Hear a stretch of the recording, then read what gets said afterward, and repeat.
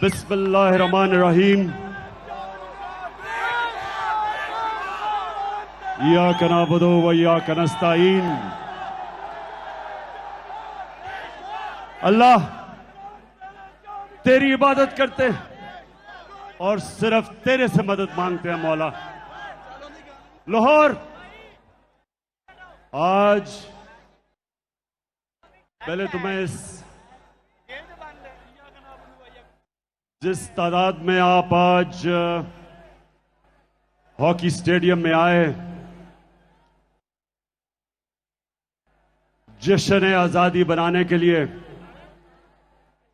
मैं खास तौर पे अपनी बहनों को खुशामदीद कहता हूं। आज वो मुल्क खुशकिस्मत है जिसकी माएं और बहनें आजादी का जज्बा रखती हैं, जिनमें शऊर होता है।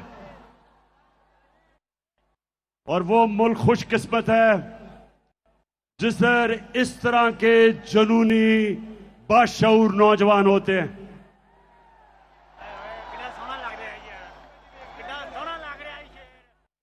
आज आपने तहम्मुल से और बड़े गौर से मेरी बात सुननी है। मैंने आज आपको हकीकी आजादी का रोड मैप देना है, रास्ता बताना है। और मैंने आखिर में हमने क्या कदम उठाने हैं हकीकी आजादी को हासिल करने के लिए, वो आज मैं सारी कौम को वो रास्ता बताऊंगा। मेरे पाकिस्तानियों, 4 किस्म की गुलामी होती है। 4 किस्म की गुलामी इंसान करता है। कायद आजम मोहम्मद अली जिन्ना ने हमें एक गुलामी से आजादी दिलवाई। मैं आज अपनी तकरीर के अंदर आपको वीडियोस दिखाऊंगा ताकि आपको समझ आए, मैं अपने आप को बेहतर तरीके से आपको समझा सकूं कि मैं क्या कह रहा हूं। तो मैं सबसे पहले एक आपको छोटी सी कायद आजम की वीडियो सुनाना चाहता हूं, जो उन्होंने आज से 75 साल पहले कहा। तो मैं ये चाहता हूं कि उस वीडियो को चलाएं please. Muslims desire freedom more than anyone else. मैं जब प्राइम मिनिस्टर था, मैंने रहमतुल लिल आलमीन अथॉरिटी बनाई, बड़े बड़े स्कॉलर्स को उसमें बिठाया। उस अथॉरिटी का मकसद यह था कि कॉलेजेस और स्कूलों में हमारे नबी सल्लल्लाहु अलैहि वसल्लम की जिंदगी हमारे बच्चों को बताएं, ताकि उनके कैरेक्टर मजबूत हों, ताकि वो ज़हनी तौर पे आजाद हों। और सबसे बड़ी चीज ये कि वो मगरबी तहजीब के गुलाम ना बन जाएं। जब तक उनको अपनी तारीख का, अपने दीन का नहीं पता चलेगा, तो मगरबी तहजीब इतनी इस वक्त छाई हुई है कि हमारे बच्चे उनकी गुलामी करेंगे। और तीसरी गुलामी जिससे हमने आजाद होना है, अब ये मेरे पाकिस्तानियों गौर से सुनो। देखें, पहले तो मैं आप सबको एक बात बता दूं कि मैं कभी भी किसी मुल्क के खिलाफ नहीं हूं। मैं किसी मुल्क का एंटी नहीं हूं। मुझे कहते हैं जी आप एंटी अमेरिकन हैं। मैं एंटी अमेरिकन नहीं हूं। अमेरिका में सबसे ताकतवर पाकिस्तानी कम्युनिटी है जो पाकिस्तानी अमेरिकन कम्युनिटी है। यह ताकतवर कम्युनिटी है। हम क्यों एक मुल्क के एंटी हों जिधर सबसे पैसे वाले हुनरमंद प्रोफेशनल्स पाकिस्तानी बैठे हुए हैं।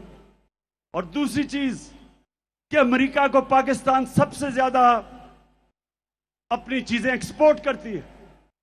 हमारी सबसे ज्यादा एक्सपोर्ट्स अमेरिका को है। से बेहतर अमेरिका को भी जानता हूं, मगरबी तहजीब को भी जानता हूं। क्रिकेट की वजह से कई साल मैं उनके बर्तानिया में रहा, यूनिवर्सिटी उधर गई, दोस्तियां मेरी थी वहां। मैं उनके कल्चर को अंदर से जानता हूं। अब जो मैं आपको चीज सुनाना चाहता हूं वो ये कि मैं जो उनकी साइकी जानता हूं वो ये, अगर आप उनके पैरों में गिरते हैं वो आपको इस्तेमाल करेंगे। अगर आप उनकी चमचागिरी करेंगे वो आपकी इज्जत नहीं करेंगे। लेकिन अगर आप अपने मुल्क के मफादात के लिए खड़े होंगे उनको अच्छा नहीं लगेगा, लेकिन वो आपकी इज्जत करेंगे। तो मैं जब सियासत में आया आज से 26 साल पहले, दो वजह से मैं पॉलिटिक्स में आया। एक, जिसकी मैं अभी जो चौथी गुलामी है उसकी बात करूंगा, इंसाफ के लिए, और एक इसके लिए जो हम अपनी खुददारी खो बैठे।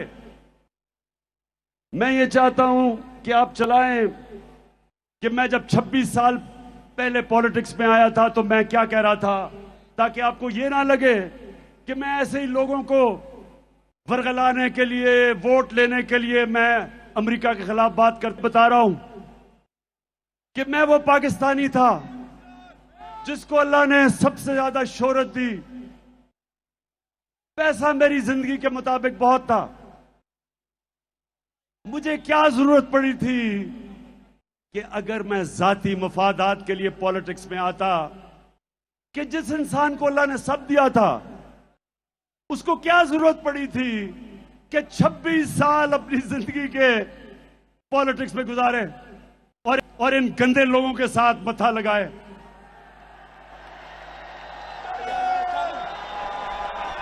वो इसलिए कि पाकिस्तानियों, मेरे मां बाप, जब मैं बड़ा हो रहा था हमेशा मेरी मां ने और मेरे बाप ने कहा कि तुम्हें अंदाजा नहीं, तुम कितने खुशकिस्मत हो कि तुम एक आजाद मुल्क में पैदा हुए हो। हमारे से पूछो गुलामी क्या थी। अंग्रेज के ऑफिस में जाते थे तो आम जो उस वक्त इंडियंस थे उनके लिए सिर्फ चंद इंडियंस को बैठने की इजाजत थी। अंग्रेज के ऑफिस में आप खड़े रहते थे, उनकी कैंटोनमेंट थी, उनके क्लब थे, वहां कहीं ऐसे लिखा हुआ था कि इंडियंस और कुत्तों को इजाजत नहीं। ये होती है गुलामी। तो मैं बचपन से इस चीज का मुझे एहसास था और मैंने अपने मुल्क में एहसास कमतरी देखी अंग्रेज की गुलामी की वजह से। और हमेशा जब मैं क्रिकेट की खेलों में जाता था तो वो टीम जो कोई मैच नहीं जीतती थी, क्रिकेट की ग्राउंडों के ऊपर आहिस्ता आहिस्ता एक वक्त था कि हमने अंग्रेजों को भी हराया, दुनिया को हराया, वर्ल्ड चैंपियंस बन गए। और मुझे फख्र था इस चीज का कि मैंने अपने मुल्क को ऊपर लेके गया। लेकिन मुझे हमेशा अफसोस होता था कि जब मैं अपने हुक्मरान, कोई बाहर से गोरा आता था उसके सामने हाथ बांध के खड़े हो जाते थे।